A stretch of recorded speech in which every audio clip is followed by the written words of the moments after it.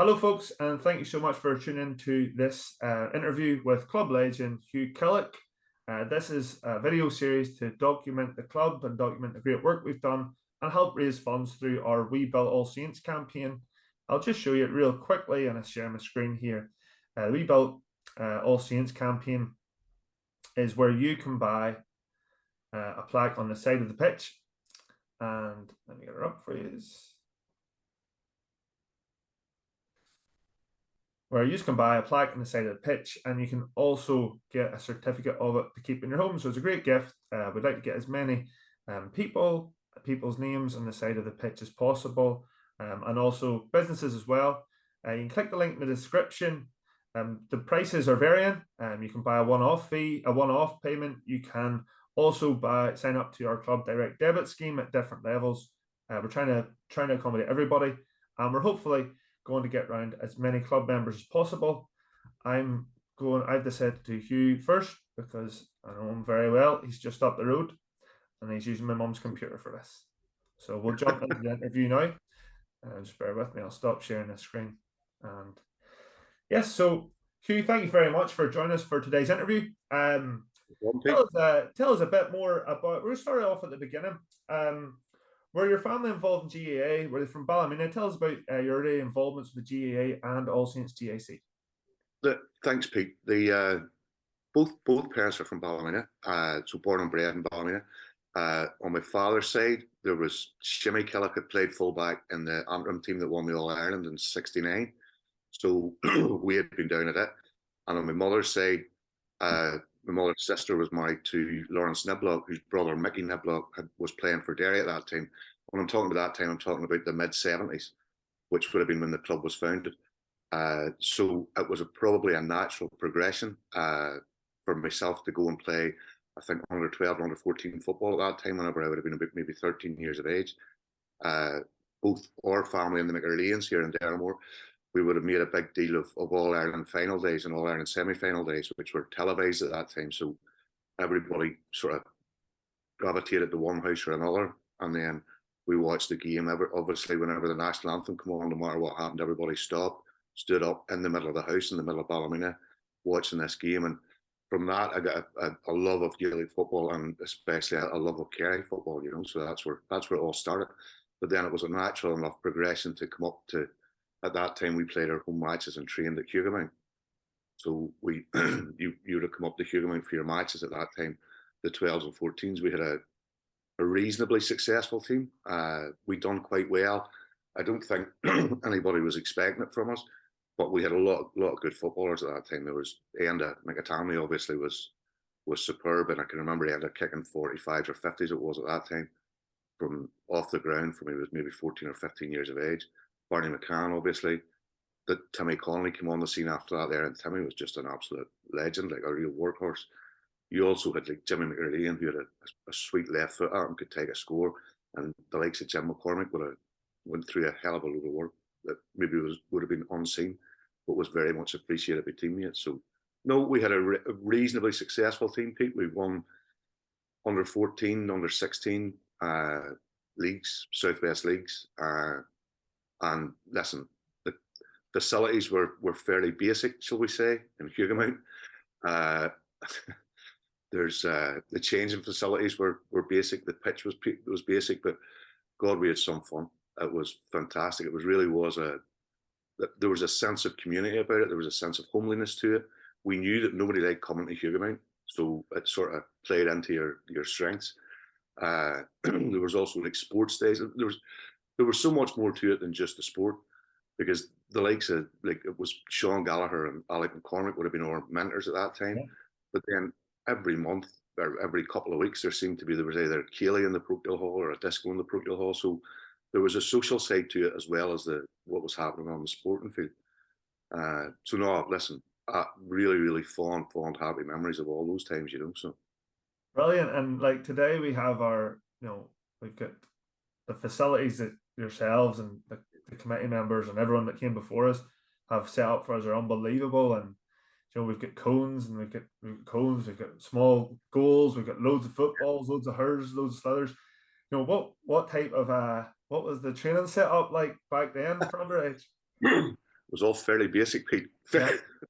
Laps of the pitch and huge amount, and like having to pull yourself. It was all right when you were going down the hill from one side, but then the pull was coming up the hill on the other side, and there was bushes over there where boys could have got lost, you know, and wait on you the next time around. Like, but no, listen, it was superb. But the other thing about it was all. So there was a naivety to it, dare I say, there was an innocence to it, and we we didn't know what we were getting ourselves into basically, and we just embraced it. There was a stage where the club, now this was we knew this was going on in the background, but as young fellas you kind of don't appreciate it until you grow up and you realise the work that was done by the likes of Seamus Crumley and Dennis Martin and boys like that there in trying to secure those facilities up the Woodside Road. And we found ourselves at loggerheads with the local council, and at that time there was a documentary was on at the time. A fellow Robert Keyes was doing a documentary on the history of Ireland, and he came to film our under 14 team training up at Hugh, and it was looking back at some of the footage now. God, it's refreshing. It's refreshingly naive, shall we say? You know, but no, listen, great times, great memories, great friends that stick with you for the rest of your life. You know, so Amazing. that's that. If we get that documentary, if anyone's watching this and has a clip, just drop it into the comments. You mentioned some of your mentors there. What type of impact did they have on you? And I know you maybe had different types of mentors different types massive, of mentors. massive Pete. They were listen, they were superb men, and they understood Gaelic football. They understood what the importance of a Gaelic athletic club can have to a town or an area like Ballymena. They were constantly, you know, sort of supportive. They kept you going the whole time. There was, you know, there were very little criticism. You know, they would have called you out if you needed to be called out, but they were really supportive in everything you did. Everything, you know, you would have met them down the town, or you would have met them at things with the school, and they would have been over to talk to you about the match the night before, the match that was coming up. You know, so it was, I know it was great. Great fellas, great lads, and they're still, a lot of them are still involved, and unfortunately some of them are not with us anymore, but we just have great fun. Right. And you mentioned some of the players you came up with there, and you're very humble in what you were saying in terms of you won, you had some great underage success. You then moved up into the senior team, and there wasn't the rules in the senior team in terms of ages. So just wondering what ages were your group moved into the senior team, and who was the senior players at the time, and how did they treat you coming in? Oh, they were brilliant. They were absolutely brilliant. And like I would say, we would probably been 15, 16 when you would have been playing. Yeah. You would have been in the periphery of. There were senior and senior reserve, which were on the same day, and the reserve game, you could have been playing in the reserve game and got hooked with 10 or 15 minutes to go and told to go and put a senior jersey on, and that was, you know, that was all you ever wanted. You know, that was. And the first senior team I played on, like I was playing left half back or left corner back, and around me were Seamus McMahon, Seamus McCormick, Leonard McCormick, Benny Best. You know, you had Tony McAtamy was playing full forward. Wow. Like, you just felt so well protected. They looked after you. You know, they really did look after you.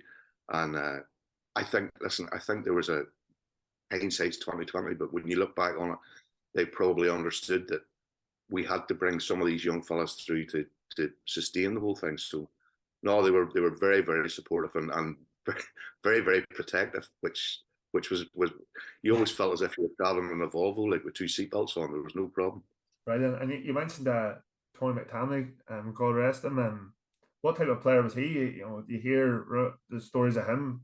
He was a class act, absolutely class act, and even we only got to see him at the latter stages of his career, but God, his football and brain was superb. Like we could have had Tony McTamney and Kevin Quigley playing on the full forward line, you know, and like they would have been pulling boys about, orchestrating, telling you where to go and stuff like that there, you know. And to be honest, we at that stage we were all like sponges. We were just taking everything in, you know, really, you know, taking everything in and trying to impress. But like as I said to you before, where you were talking about GA background, like I would have knocked about with Enda, and you'd have been down in the Enda's house, and there's Railway Cup medals, you know, all these different things. It was unreal, like, you know. Brilliant. And Tony was a big lad as well. Tony actually came in and helped us when we were under 16, and God, what a football and brain that man had. He was superb, and a great lad as well. You know, really, for all the accolades and all the praises that Tony had. He was a very, very honest, humble man, you know, and had an ability to break things down to your level. You know, he didn't try and overcomplicate things. Ah, But it was great, just great times, Pete. amazing. And during those playing days, what type of how did the club get on in terms of competitiveness? We started we And started who were on the sorry, who were the senior? You didn't mention who were the senior players involved at that time. well, that would have been like the McCormicks and Seamus McMahon and that there. Benny Best would have been there. Jared McCann and Enda McCann were like scoring machines up front. Jared had a sweet left foot, and Enda was as good a footballer as I ever seen. So we were blessed that way, and we, my generation, were lucky enough and to come in at the start whenever like we won a junior, then we won Division 4, we won Division 3, we won an intermediate, we won Division 2. You know, so we were starting to the trajectory was starting to go up. You know. Excellent. And every team's got their hard workers, their jokers, their impressive players. So who would have been say who'd been some of the hardest workers in that team?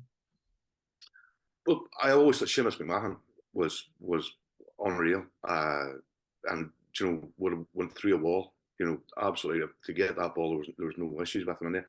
Like you had loads of hard work. Benny Best was a great footballer as well, and a real hard worker. Andy McCauley, boys like that. And then you had the likes, as I say, and Jared McCann, who were just smashing footballers, just that silky skill. And you knew from a defender's point of view, you know that your job was to try and dispossess your man and get the ball into the forward line as quick as possible. That forward line was then augmented by Enda and Barney as well, you know. So As it ended McTamley? yeah. Unreal. And then playing, as you said, like who would have been sort of the best players you'd been playing with at the time? Who really stood out to you?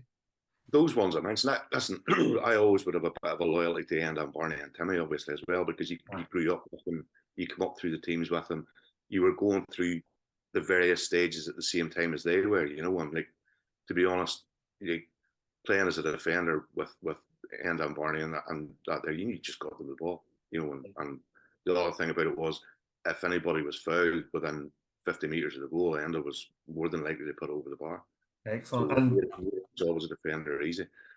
excellent. And see, in terms of like, we all have our rivalries through the years, and who would have been the team? What club would have been the team you would have been biggest rivals with at the time? And was there a standout game that you remember?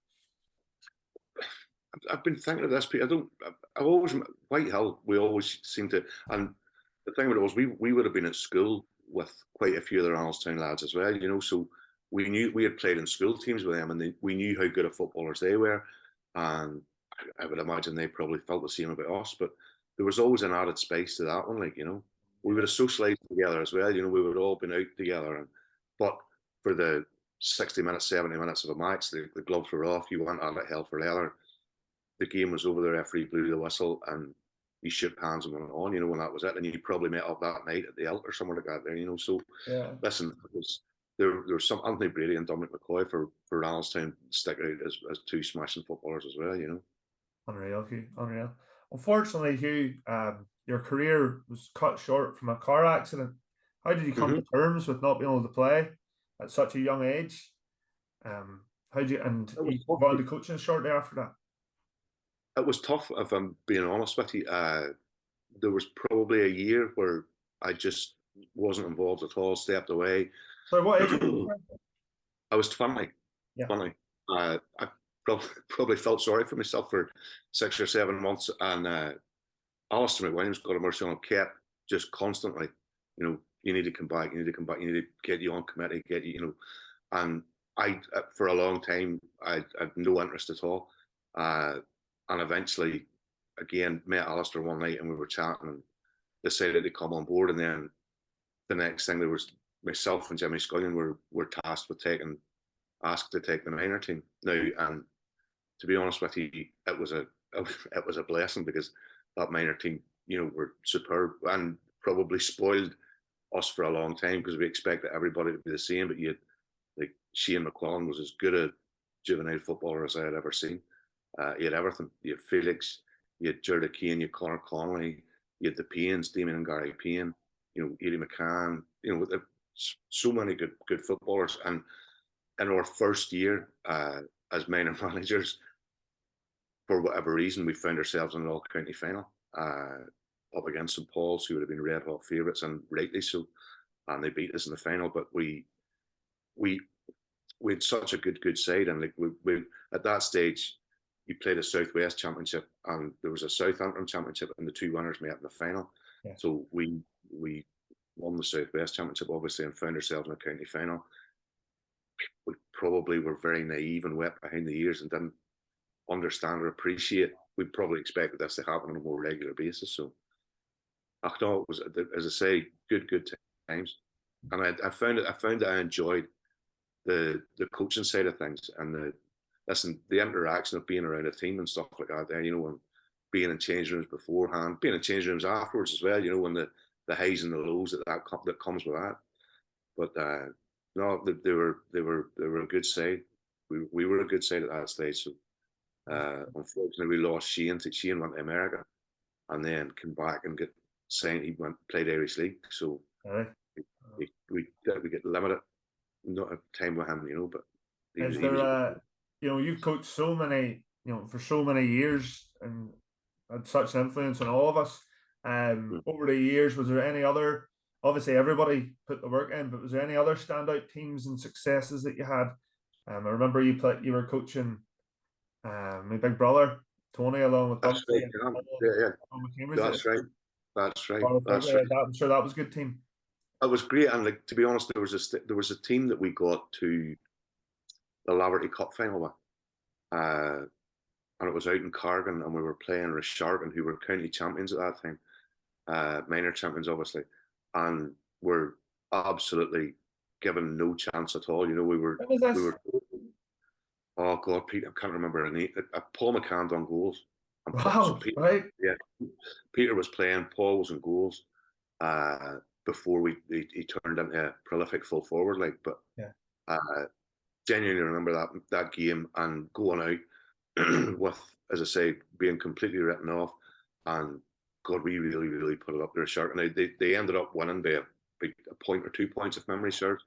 But one of the memories I'll always have is of coming off the pitch in Cargan, and our supporters waiting on us and applauding us off, and patting us and patting the lads in the back, and saying how proud they were of them and stuff like that. And I thought, what, listen, it's nice to win, but it's nice to go down, to see that level of appreciation of what you've done, So listen, I've been lucky, Pete, very lucky in the fact that there's been some smashing footballers and some smashing teams, and sometimes as a coach you nearly take more sort of kudos or more enjoyment from watching a team where most people have written off, and quietly that they've been working away in the background, and they've been training hard, they've been going well.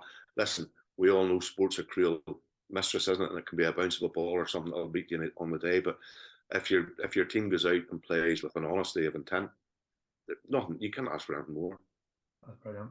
That's brilliant. And see, you went on then through the years. That it's hard for you to ask you to name players and with the idea, but I remember you went on to win a minor B championship, and very more recent times, coaching the likes of Rory McVeigh, Ryan Stewart, Emmett Killough, Peter McReynolds, and all those great players, Paddy McAleer, James Timoney, all those. It was a brilliant team. It must have been. What was it like, that team coaching? Because there could be some advice out there for parents who are coaching their kids. I mean, you were coaching Emmett. I'm sure it was hard to coach him, and Joe. It was, and to be fair, he'd probably tell you that I was his harshest critic. He never really get nothing easy. But listen, I thought, in my opinion, that was a special bunch, and I'll tell you for why. Because that all started whenever that group would have been in maybe P5, P4, P5, and Jumbo and myself and Sean McNally, and all we really wanted to do was get them ready to play that they would have been ready to play under 12 football, and they stuck together. It just sort of we started off with 5 or 6, I think, and we asked, they were training down in the hall on St. Pat's, and we looked and we thought, no, they're too young for this. So we asked, it was Dennis Rocks and Jerry Rafferty were actually taking the under 12s at that time. So we asked them for a ball, and we took the 5 or 6 out to the front of the grass in some pads and just played a bit of football with them. And the next week, the 5 or 6 turned into 10 or 11. The week after that, it turned into 15 and 16. So we quickly caught on that we were onto something here, you know. So, listen, and from their point of view, sorry, Pete. Okay. I don't know what. From their point of view, listen, they stuck together and they stuck at it through thick and thin. They were all friends. On the night we won the minor B was actually Kieran Shannon's 18. So it was superb. But listen, the sense of camaraderie that them boys had and still have, you know, is great. It's great to see, and it's great to meet. There's other boys in that team that never really played any football after minor, and you would still meet them, and they would still be talking about those days and how much they enjoyed them. So listen, that's gratifying to know that as well, you know. And I was in Casement Park. Remember being at was ironically against St Paul's as well. Yeah. Although to be fair, our big game in that campaign was the semi-final against Sean Stinson's, Right. who were our sort of nemesis for a long time for that age group, and we managed to get over the line against them. So tell us about that game? Sorry, tell us about that game. That was a really, really good game. That was listen, you know yourself, hindsight's 2020, and you probably embellish a lot of things when you Dermot McAleese and those boys would have been. Dermot McAleese, Niall Delargy, Paul Kane, Paddy Kelly. You know, they were a really, really good side. Finbar O'Neill, yep, Eamon Brady. You know, there's a lot of boys that are still playing senior football now for Portnoy and Nahuatl that came through that time. Dermot McAleese capped the Bantram there.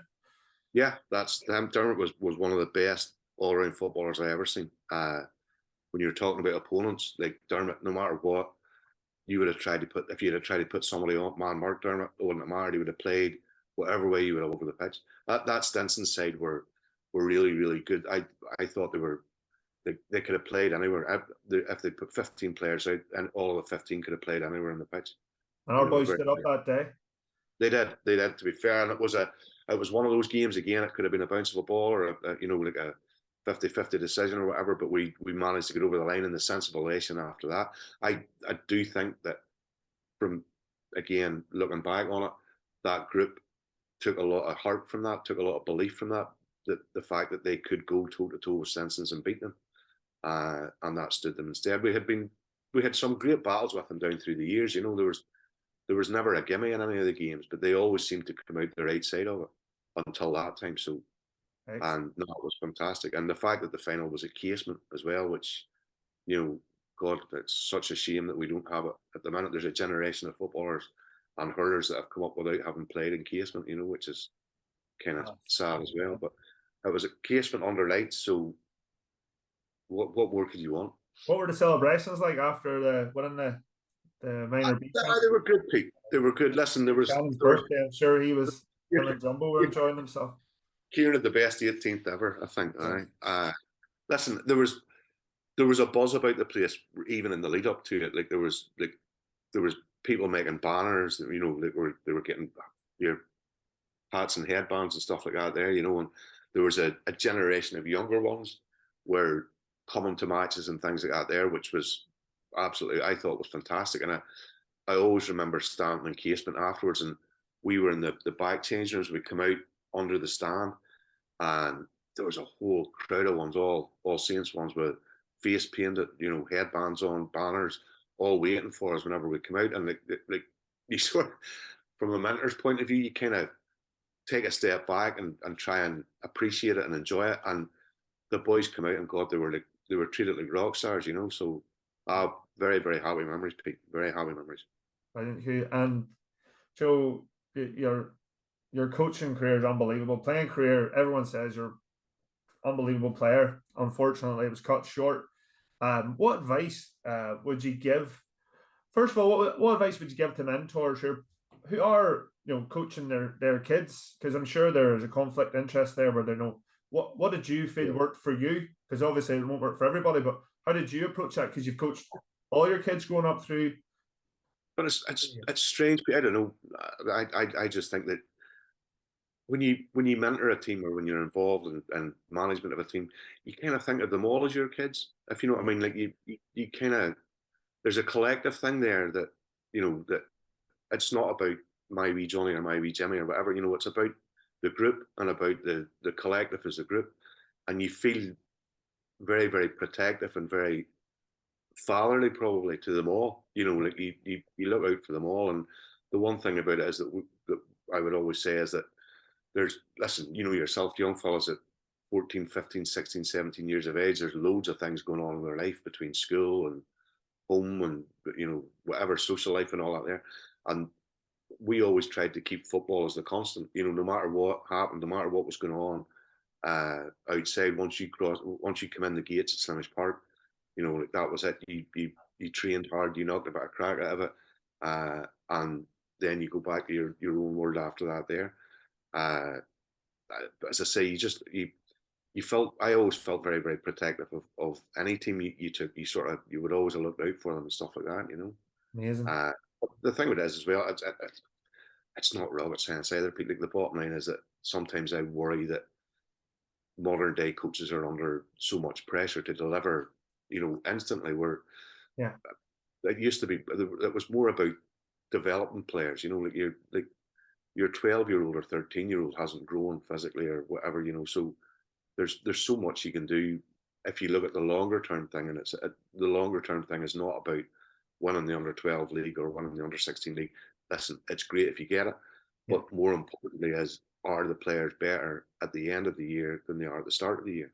Yeah. So Unreal. And see, in terms of, see for any player whose career was cut short by injury, would mm-hmm. you recommend coaching? Oh, without a doubt, without a doubt. Listen, you'll never beat the experience of playing. In my opinion, I think that's first and foremost. That whole sense of achievement of winning a game or competing in a game, winning trophies, losing trophies, the whole resilience that builds up, and that can never be replicated. The closest thing you'll get to it is coaching, I think, and I think like coaching coaching is quite selfless. In my opinion, you have to be selfless, and you have to sort of look out for what you can do for the team. But it does scratch an itch, if you know what I mean. It gets you close to the feeling you would have as a player. Excellent. Okay. And what advice would you give to the younger the younger underage players coming up through at All Saints? What advice would you give? So say if you were Mm-hmm. one of those 18-year-olds, what advice would you give to 18-year-old Hugh Killough? To play for as long as you possibly can. Uh, to, to try and better yourself at every training session, every game. I during my playing career, my left foot would have been basically for standing on. Yeah. I would encourage all young players now to work on both feet and work on both hands.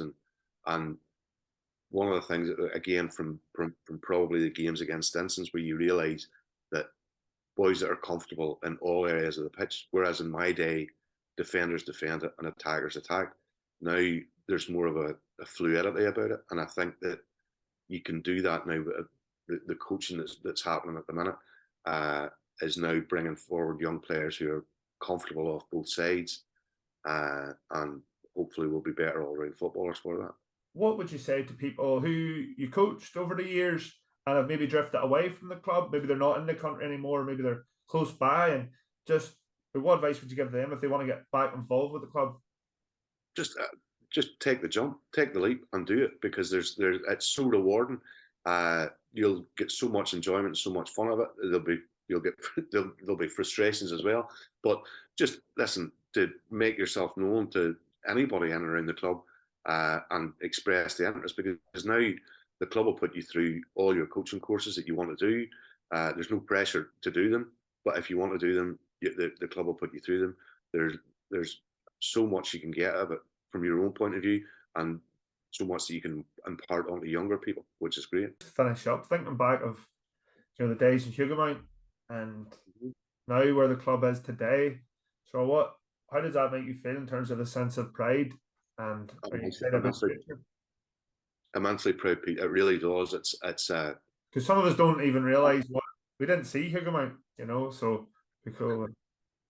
Listen, it's superb. And listen, one of the things I just think that the importance that the GA can play in the social fabric of any town or village or whatever is really, really fantastic. And I think that more and more people are starting to realise that now. And listen, there's one of the things we always said: not everybody's going to be the best footballer or best hurler or best commode, But like we're now doing score. We're now doing, like there's different things going on within the club that with Saints and Slimmers being the perfect example at the minute. It's about building that fabric, as I say, and about giving people a sense of belonging. And I think that whenever I look back at the journey the club has been on, it's been superb, and like there's so many people that have to take massive credit for that, with the foresight to get us to where we are now. And the secret is not to stand still. It's to keep moving forward and keep trying to grow and build as a club. And I think we're heading on the right road. Well, thanks very much. Pete, appreciate that, sir.